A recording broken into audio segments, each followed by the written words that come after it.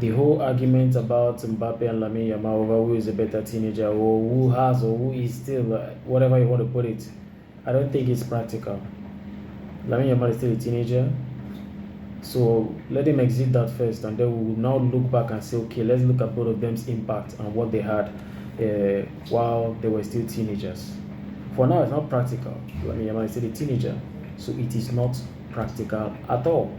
Now, another thing I'm going to be saying is, I see a lot of people, especially the Ronaldo fan base and the Real Madrid fans, chopping up cabinet for Mbappe, talking about all he achieved with Monaco and winning the World Cup.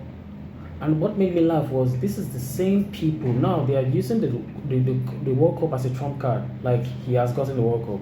Well, you know the same people that when we told you guys that Messi has the World Cup, you kept telling us anyone can win the World Cup. So why are you not saying that to defend Lamine Yamal now? Why not just say it doesn't matter if Mbappe has won the World Cup, anybody can win the World Cup, so Lamine Yamal can win it. You're forgetting that Lamine Yamal will play the World Cup next year with Spain. Spain was literally one of the best teams in the world right now. They have a chance of winning it. Both of them have achieved quite a lot as teenagers. But this guy is still a teenager. He still has some time to, make up for some things before he gets into his 20s. Then we can now assess and evaluate what he achieved. Now, going back to Mbappe, I still hear talk about Monaco and what he achieved just 17 with Monaco. And what's funny is that most people fail to understand that even at Monaco, that year, Monaco are the best teams on the planet. Not just that Champions League, on the planet.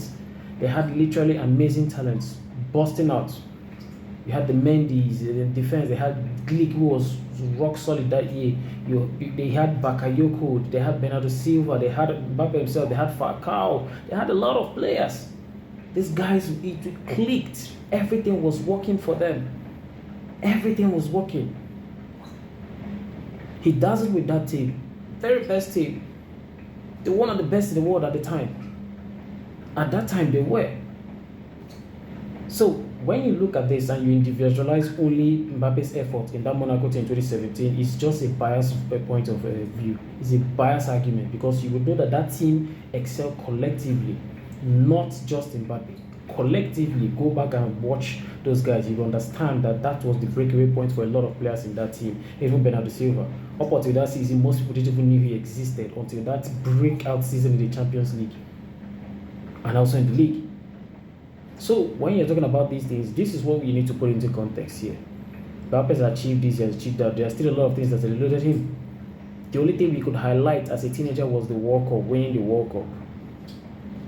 Lamine has the Euros. I'm not saying the Euros is up to the World Cup. No, that's not what I'm saying. But I'm saying he could still play the World Cup next year and win it. So would that also tip this in his favor? But like I said, it is not practical to have this argument until he is no longer a teenager. Then we can look back and evaluate both of them's careers as teenagers. That's the way I see it.